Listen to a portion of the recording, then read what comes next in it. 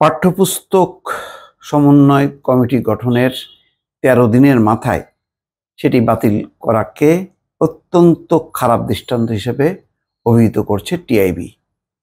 তারা বলেছে, মৌলবাদের সঙ্গে অন্তর্বর্তী সরকারের আপোষকামিতা উদ্বেগজনক দৃষ্টান্ত।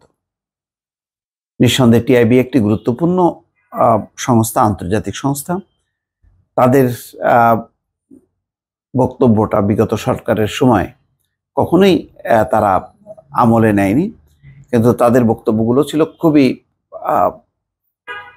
নির্ভরযোগ্য এবং সার্বিকভাবে দেশের মানুষের কল্যাণের জন্যই তারা বারবার কথা বলে গেছে।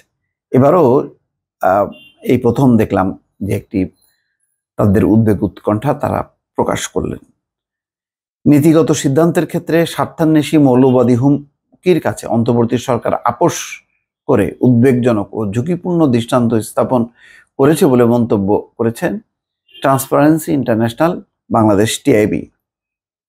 জাতীয় শিক্ষাক্রম ও পাঠ্যপুস্তক বোর্ড কর্তৃক প্রণীত ও মুদ্রিত সব পাঠ্যপুস্তক সংশোধন পরিমার্জনের জন্য গঠিত সমন্বয় কমিটি বাতিলের সিদ্ধান্ত বৈষম্যহীন নতুন বাংলাদেশের স্বপ্ন ও অসাম্প্রদায়িক চেতনার পরিপন্থী এবং অন্তর্বর্তী সরকারের আপোষকামী আচরণের পরিচায়ক বলে গভীর উদ্বেগ জানিয়েছে সংস্থাটি। সোমবার বিবৃতিতে এই উদ্বেগ জানায় তারা।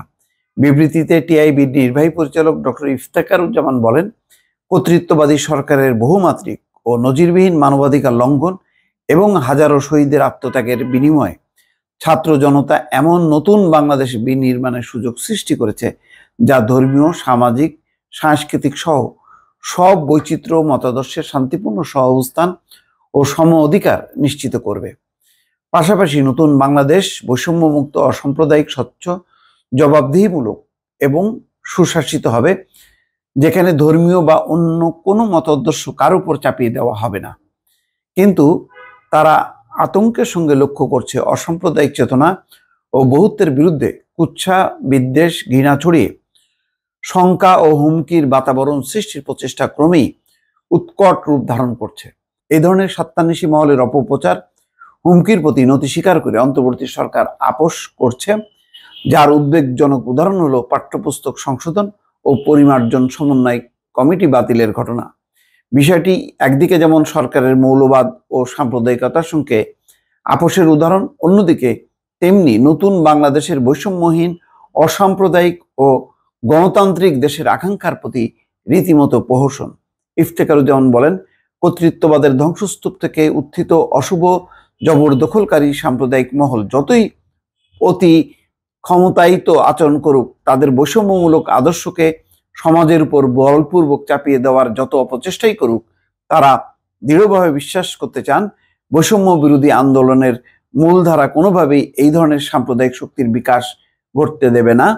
অন্তর্বর্তী সরকারের ক্ষমতার মূল ভিত্তি বৈষম্য বিরোধী আন্দোলনের মূলধারার বহুমত, অন্তর্ভুক্তি, সম অধিকার ও অসাম্প্রদায়িক আদর্শ, যার প্রতি অটুট থেকে সরকার তার উপর অর্পিত রাষ্ট্র সংস্কারের দায়িত্ব পালনে অগ্রসর হবে।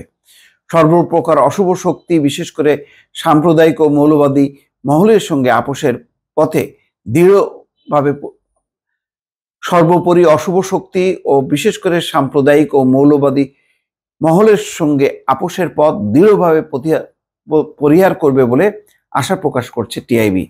খুব উদ্বেগজনক একটি বিবৃতি, যেখানে টিআইবি এতদিন পর্যন্ত তার বক্তব্যে অন্তর্বর্তী সরকারকে সাপোর্ট করেছে, কিন্তু এই একটি ঘটনা যেখানে পাঠ্যপুস্তক এই যে সমন্বয় কমিটি বাতিল করা ১৩ দিনের মাথায় গঠনের কার চাপে, কিসের জন্য, সেটা সেই দিকটা অর্থাৎ মৌলবাদীদের চাপের মুখে যদি এই করা হয়ে থাকে, তাহলে এটি অত্যন্ত একটা খারাপ দৃষ্টান্ত। ভবিষ্যতে জাতীয় শিক্ষাক্রম বা শিক্ষানীতি প্রণয়ন, কারিকুলাম সেট করা, এটা খুবই একটি অসম্ভব ব্যাপার হয়ে দাঁড়াবে বলে অনেকে মনে করছেন। দর্শক ভালো থাকবেন, আল্লাহ হাফেজ।